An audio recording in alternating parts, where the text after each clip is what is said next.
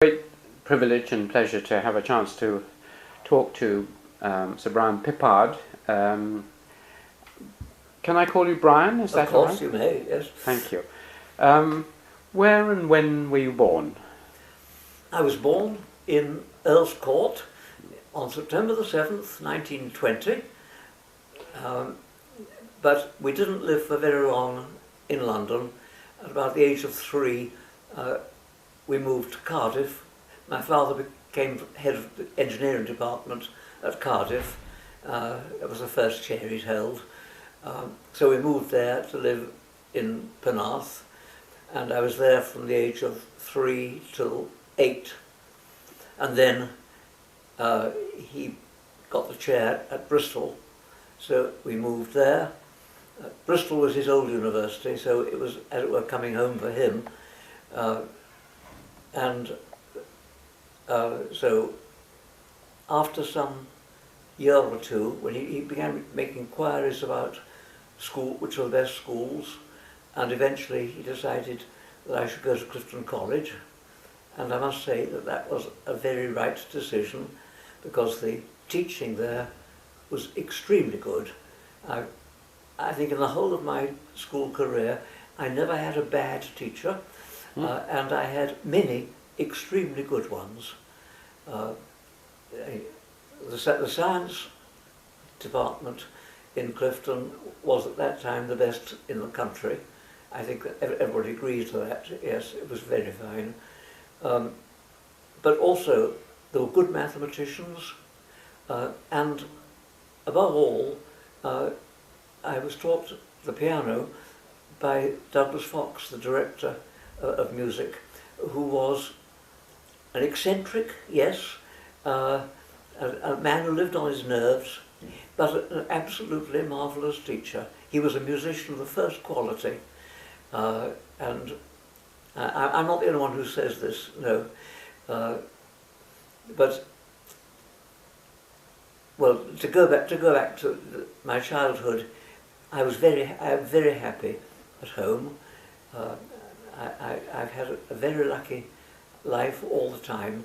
Things have gone right for me, and both in family and at school. Did you have brothers and sisters, or? I have one elder brother. Yes, yes, he is still alive and kicking quite hard now. Yes, just the two of us. Yeah. No sisters. Tell me something about your parents as people. I mean, you mentioned your father, but as his character and your mother as well. Yes, well, no, it's difficult to be quite objective about that. They were both country folk. They were both born in Yeovil, and my grandfather, my father's father, was a builder there, and my mother, I know very little about her background, but certainly her grandmother, who lived on to a very good age, she was the widow of a publican in Yeovil. So I was brought up in a lower middle class family, no experience of university or anything of that sort, and my father was the first one who went to college. He went to Bristol when it was still a college, London University. But they were both extremely kind people. I don't remember any serious altercations in the family, and my brother John and I were both very good children. We behaved ourselves nicely, and so there was no trouble of any sort. That was fine. When you say you were a lower middle class family, you say your father was a professor. That doesn't sound lower middle class. But you know, his family. Yes, yes. He came from a as they were builder, publican. That's sort of practical people. Yes. But he became a professor himself. Yeah. He became a professor. Yes, he was the first member we know of the family who ever had anything to do with the university, and but he was trained at Bristol, and then when the war broke out in 1914, he was just graduating, and he went off to work for the Air Ministry on the strength of aeroplane structures. Aeroplanes, of course, were new, and nobody had seriously discussed the strength of their structures and that sort of thing. And he spent a very happy war doing that in the Admiralty Arch. And the experience there served in very good shape, because he set up for a year or two as a consultant, and then decided that was no good, and took the chair at Cardiff, and remained university all the time. He went on from Cardiff to Bristol, from Bristol to Imperial College. He must have shaped your career quite a lot as a father who was a professor of science. Presumably, yes. He encouraged you a lot. Yes, not overtly, no. But I knew all the time that science would be quite a good thing for me to do. In fact, about the age of 14, when I took school certificate, I was under pressure from various schoolmasters. My housemaster, who was an extremely nice man, and a first-class chap, he wanted me to go on and do classics. Douglas Fox, my teacher, wanted me to be a musician. I knew that my father would prefer me to be a scientist, and by good fortune that was the one that won, because I would never have been a classic. No, I was one of those reasonably clever school children who could do classics without much difficulty, but it was not. My heart was not in it. Music, my heart was very much more in it, but I didn't think that I wanted to be a professional, and at the same time, a contemporary of mine at Clifton was David Wilcox. Oh yes, he became director of music at King's College. Yes, that's right, yes. And looking back on it, I know that he had an influence. He didn't know he had an influence. He was so extraordinarily good that I knew I simply didn't begin to be in that class. And professional music was not the thing I could have done successfully. So I went into science. Has music continued to be an influence? Oh yes, I played the piano ever since. Yes, in my time I've been a reasonably competent musician. I think I would think of myself as a useful musician.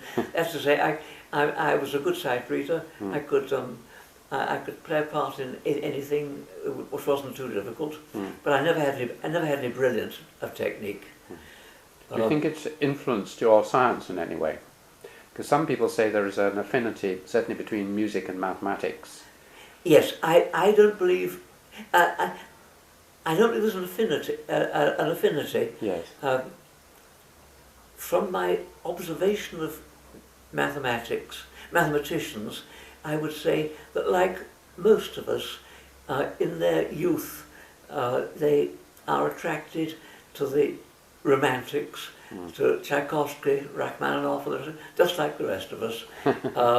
But I think that as time goes on, they may become more and more hardened in their views and become Bachians. But I don't believe that's because music and mathematics are the same. I believe quite the reverse.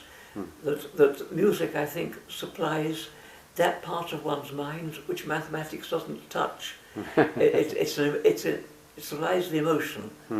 I've never felt strongly tempted to treat music as a mathematical subject at all. No, it's been music that matters as music. And which music? You mentioned Bachians. Are you a Bachian? Not to not to a very great extent. I find them too difficult. But no, the Viennese classics, Haydn, Mozart, Beethoven, Schubert, Brahms, that crowd is what was the central centre to my beliefs in music. Yes. What about other hobbies or sports at Clifton? Were you interested in games or? I'm absolutely hopeless at games. Yes. No, I never had the physical strength to play rough games well. No, I was just a reading boy. Were you? No other hobbies? No natural history or observation or walking? No, no. All these things in a small, not natural history. No, I never did take that. No, in the end, it was science and music and reading. I've always read a lot, and I like to read slowly and critically. I like to listen to what the author is saying, not just a jolly good yarn. Who was your favourite? Who were your favourite writers then? Oh, that's a very dangerous question. They've changed obviously over time. Yes, I mean, I know this is terribly wrong of me, but I've always had a very strong feeling for Kipling. Oh, so have I. So his short story. All the time I was growing up, nobody thought Kipling was any good at all, and I used to like him, and I've come back to him again and again, and with real pleasure. Well, so have I. So you're in good. Jolly good, yes. Yes, I think he's the greatest writer in the English language, actually. But that's a personal view. He knew what he was doing. Yes, yes. Wonderful. And all this nonsense about his being a jingo that's nonsense. Yes. Were there any science teachers who particularly influenced you as a schoolboy, apart from the musician? Well, yes. The head of science at Clifton was Dr. E.J. Homeyard, who was well known in those days.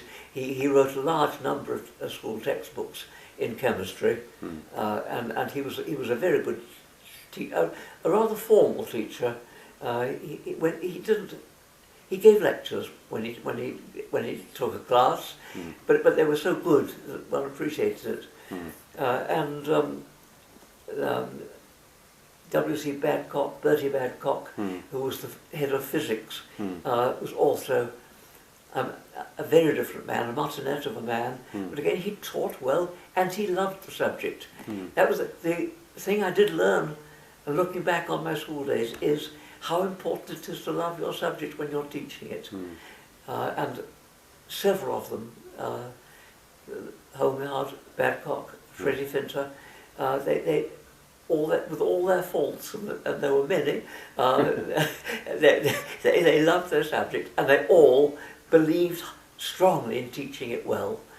I have nothing but thankfulness for what they taught.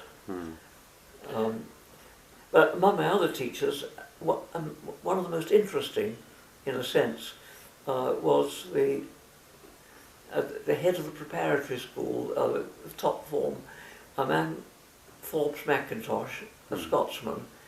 He was, I think, you know your Kipling, he was a beast, but a just beast. One was frightened of him, but he was always strictly fair, and could be quite funny.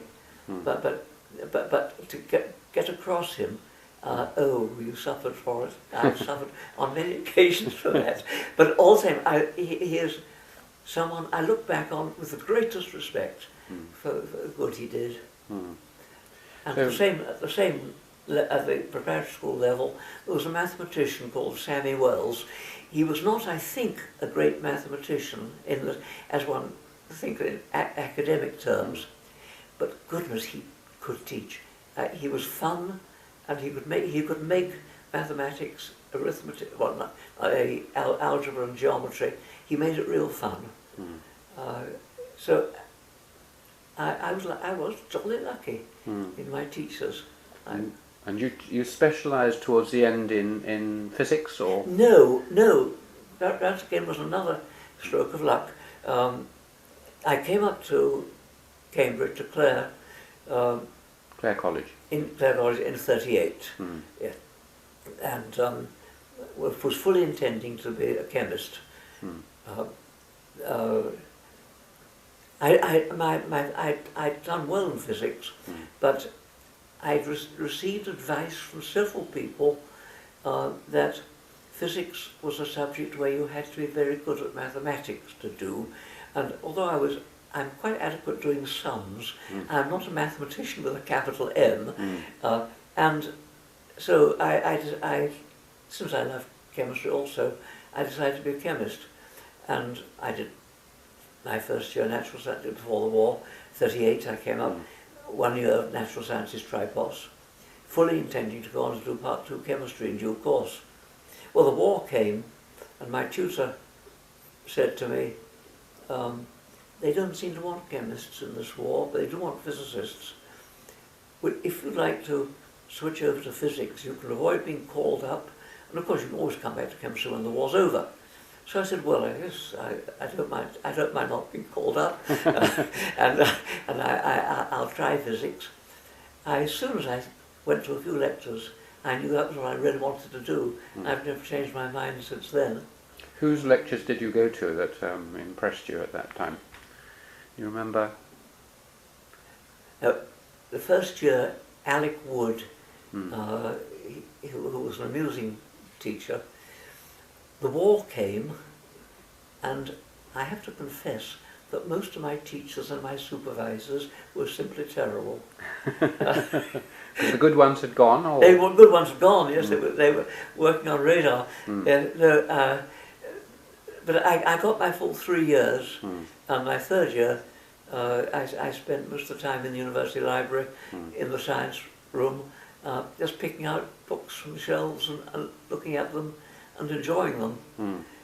I've never regretted moving to physics then.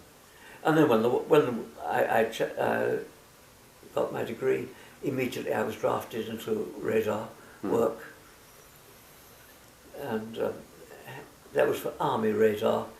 It was the Cinderella of the services as far as radar was concerned. The RAF, they're the people you always hear about, the radar people, and indeed they were.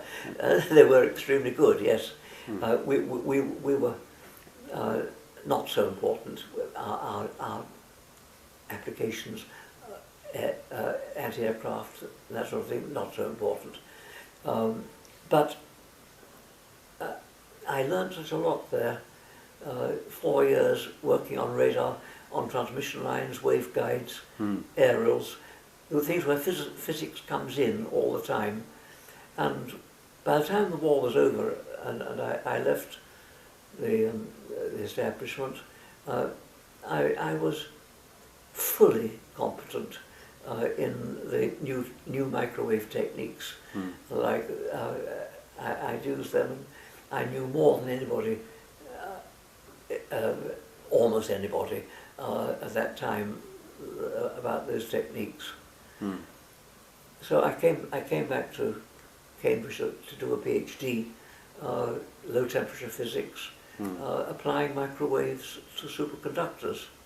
Just going back to your undergraduate degree, there weren't any of your contemporaries in physics or undergraduates who you've remained in touch with or who became distinguished scientists?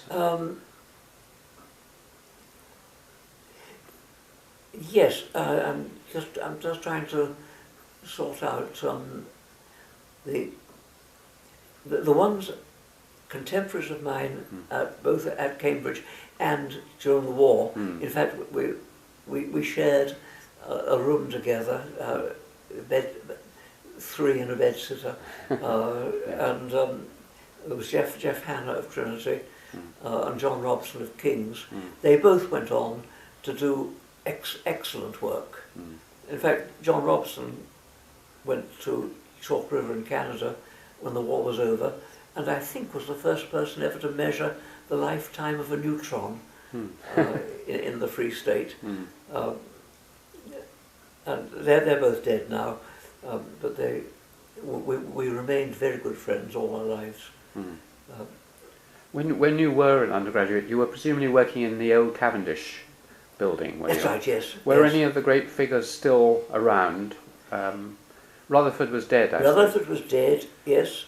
Bragg had just taken over. I did see him once, I remember. I once saw J.J. Thompson. You did? Come. Actually, it was a scholarship exam. He came in and wandered around, I think, looking at the potential Trinity men. He couldn't care for anything else. Yeah. I mean, but he was he was. It seemed to us a complete wreck by then. What about Paul Dirac? Was he around then, or? Yes, but I never knew him until much later. No, he was a name, yes, very much a name, but no, he was always a very shy man, anyhow. But when you knew him later, you got to know him a bit, did you? Only a bit. He wasn't a man you could chat to. get to know in any serious way. No, I sat next to him at a feast in Trinity, I think, and we did try and talk, but we had absolutely nothing in common. But I must say about this, one was never felt that he was critical. No, he was just existing there, and was perfectly prepared to be kind and to talk if there was something you could say. No, he didn't look down on any of us. Not by any means. No. He was just in another atmosphere. Lived in a world of his own. Yes. Yes.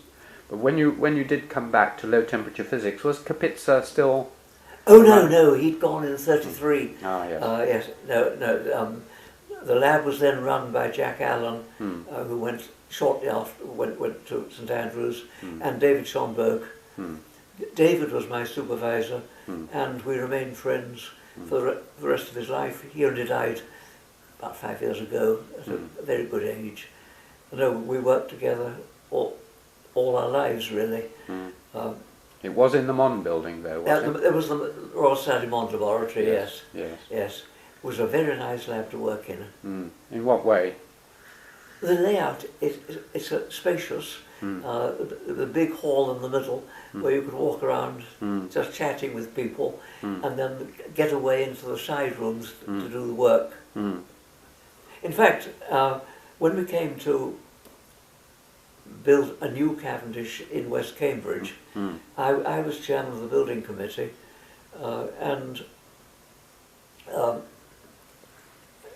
at one stage I suggested all the members, there were about a dozen physicists on the committee, I suggested to them that they should all go away and make a sketch of what they thought an ideal physics lab was like. And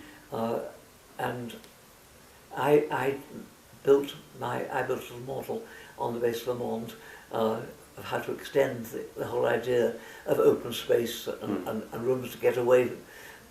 And the architect liked that, and that really was the basis of the new Cavendish design. But it was Kapitsa's idea, which was responsible for that. I was only the person who transmitted the idea. I think it's gone on to the Institute of Astronomy too. I think from what I've heard, I've never been. Has it? I've never been seriously. I mean, the Institute, yes, mathematics. Yes, that's right. Yes. No, I've been in it, but only to meet someone, not to look around. They seem to like it. An open space with privacy around. Open spaces are very important. Yes, people. The great thing about the design of a lab is to arrange that people pass by on their way without interrupting the work, but they get some vague idea that something is going on there. So in the new Cavendish, we have the passageways on the first floor. They look down onto the open spaces. So, as you move around from place to place, you see something happening. Mm. If And it's easy to you're talk to lucky, people. nothing is happening yet. So, what was your PhD on that you? It was on superconductivity. Mm. Yes. And this has been the heart of a lot of your work, hasn't it? Only in the first 10 or 12 years or so after I came back, yes. Then I moved on to ordinary metals, the behaviour of electrons in ordinary metals, and that was something of which very little was known when I was a new research student, and I managed to think of one way of getting to know more, and that I think it was a rather good paper, yes. Describe it very briefly. What was the problem and what was the solution? Well, the problem is that electrons move around in solids pretty well freely, because their wave motion enables them to pass by atoms without being without being deflected. But their dynamics have changed. The relation between energy and momentum is not only different for an electron in a solid, but it differs with direction. So that if you plot coordinates of momentum, x, y, and z coordinates of momentum, and plot there the energy of an electron, if it was a free electron, the constant energy surface would be a sphere. That is, all electrons of the same energy would have the same momentum. The radius from the centre out to the sphere would be constant. In a real metal, that is not so. You get all sorts of curious distortions of shape, and the difference in one metal and another lies very strongly in the difference in shape of this so-called Fermi surface.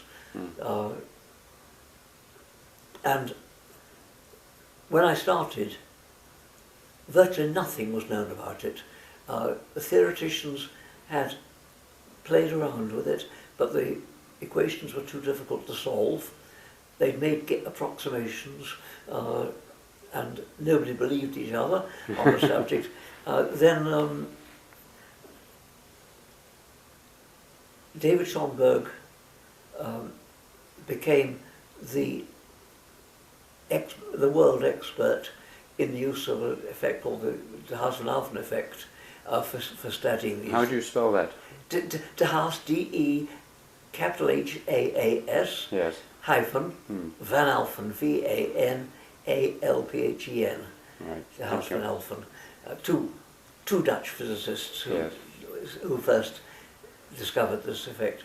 But this has turned out to be by far the most important way of studying these problems. But before David got onto this, I'd thought of another way, using microwaves to get some information, and I'd managed to get the shape of the surface in copper, which I got it more or less right. I'm glad to say. it was a little chancy, but what seemed a reasonable answer was right. And that was a most enjoyable game. It was jolly hard work analysing the results, but it was worth doing. You generalised, I mean, as you know, I'm not a physicist, so I'm just parroting things I've read, but you generalised something called the London theorem, or... Yes. What does that mean? Well, when there were two brothers, Fritz and Heinz London, refugee scientists from Germany, Jews, both extremely delightful people. I got to know both of them very well. And in 1935, they hit on simple equations which describe the motion of electrons in superconductors. electrons moving without resistance, and these so-called London equations. They're very simple equations, but they are at the heart of most discussions of superconductivity, and they're explicable in quantum mechanical terms. But some of the work I was doing in the early 50s made me doubt if they were quite correct, and I modified them into what's called a non-local form. That's to say, the current at any one point was not related to the field at that point, but related to fields all round it. And I'm sorry to say that Fritz London was rather upset at this. He didn't think he wanted his equations changed, but he was nice about it. But he thought I'd made a mistake. Did he ever accept it or not? What? Did he ever accept that you might be right, or? I doubt it, because he died shortly afterwards. He was a very sick man, even then. But I must go, that's like move away from this slide on this point. David Schonberg, just before the war, went for a year in Russia. His father was Russian, but he was brought up in England. But he went to work for Kapitsa for a year to get his low temperature work started in Moscow. And while he was there, he wrote a small textbook on superconductivity. I think it was about the first serious text in English. But years and years afterwards, I asked David, why did you say so little about the London equations in your book? And he said, well, Landau didn't approve of them. He thought they were wrong. Landau was the great Russian theorist. Well, fine, but in 57, I went to Moscow to a conference. I'd already produced my modification of the London equations, and I was severely taken to task by Landau and Ginzburg and Lifshitz and all the Russians. We had a most marvellous shouting match at one another. What I do love about the Russians is that they can shout at you without offence, and they can be shouted back at without offence. It's purely intellectual shouting, as far as the physicists were concerned. So we had a great shouting match in which they told me how wrong I was to swallow the London equations. This was the Landau who thought there was nothing in them. By the time 57, he believed they were absolutely the heart of the matter, and anybody who changed them was going something practically immoral. But Landau was a very great man. He was one of the greatest I ever met. I have a sort of. So it's spelled Landau. Landau, yes. Yeah. I have a sort of classification for top physicists, those who are enviable and those who are beyond envy. Now, Heisenberg, whom I had quite a lot of conversation with, he was very, very much better than me, of course. But I regard him as enviable because we talked the same language, he just did it better. And I could wish I was like Heisenberg. But Landau was beyond envy. He seemed to have a private line to truth. And one didn't follow his argument. And he wasn't always right. But nevertheless, there was a greatness about his thought. The only other enviable man I knew was Lars Onsager. How do you spell him? Onsager, Norwegian by birth, who went to Yale when he was quite young. He was in the enviable category. What about in He was in the unenviable. Oh, he was above enviable. Yeah, above the end. Yes, yes. He and Onsager and Landau were the two beyond envy in my experience. Heisenberg and Mott, Bragg, Alderson, they were the enviable ones. Yes. And Dirac wasn't in this classification. Well, no. If I'd known him, he would be beyond envy. Yeah. Yes. But I was never that sort of physicist who was in touch with the fundamental realities the way Dirac was. Of the dead physicists, who would you put in the beyond envy? I mean, Maxwell, Einstein, Newton. Oh yes, quite a number. But those are the three outstanding ones. Yes. Not Rutherford. No, I would regard Rutherford as being very high in the enviable class. And Thomson. And Thomson. Yes. They were the same sort of physicist as me, only so much better. And Cockcroft, did you know John Cockcroft?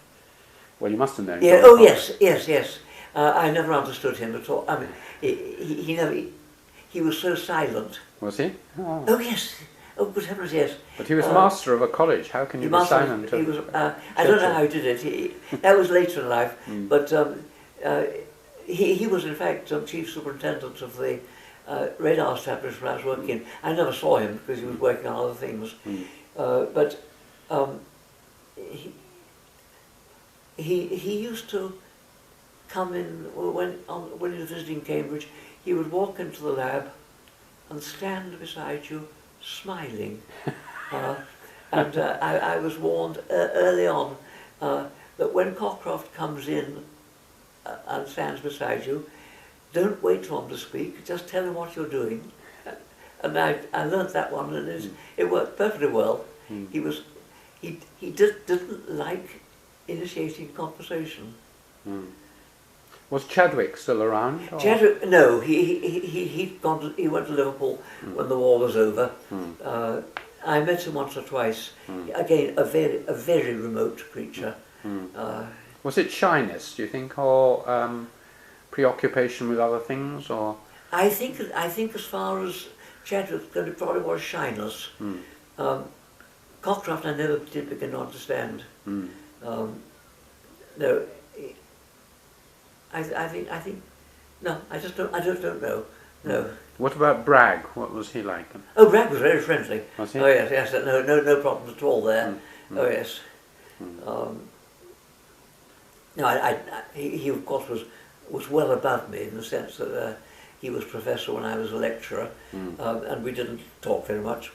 But when we did, he was thoroughly human. Yes. Your work was mainly occurring just at the beginning of computing in Cambridge with Maurice Wilkes's EDSAC and so on. That's right. Yes, I never took to computing at all. You didn't? No. Didn't influence you? I've remained ignorant of computing. Yes. Oh, on occasion I've had to do some sums on a computer, but I don't do it out of love of the thing. No.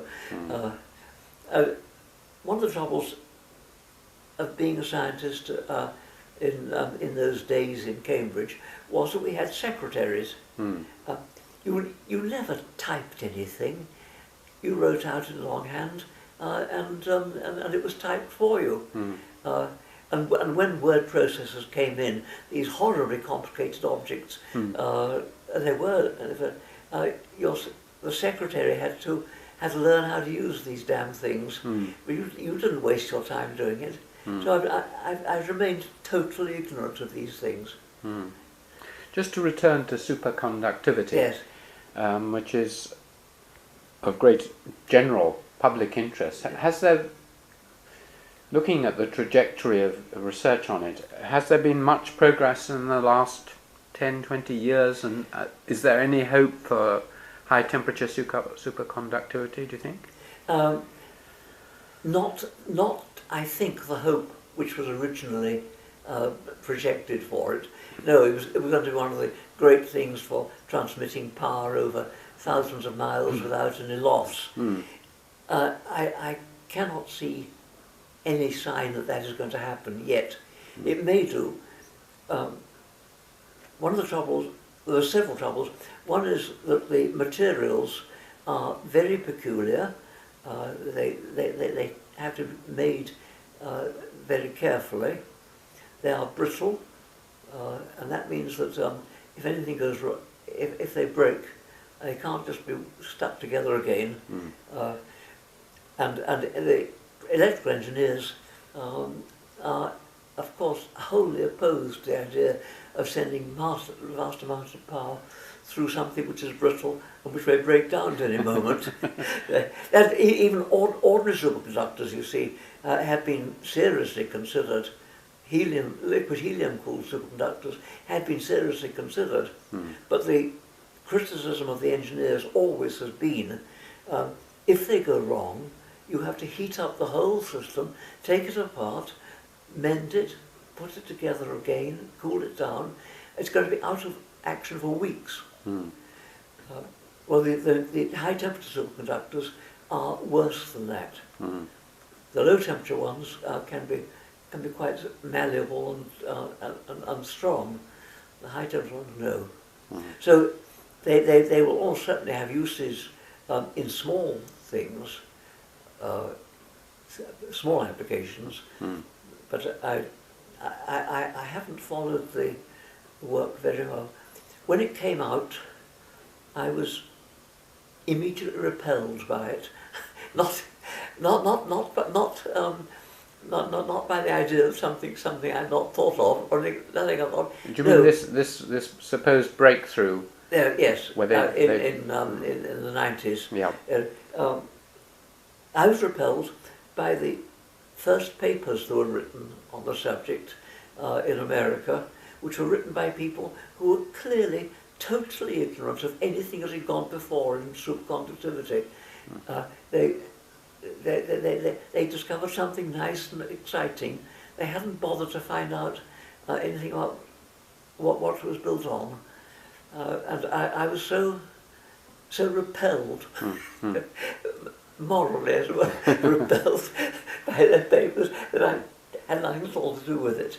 That is a weakness on my part, I quite agree.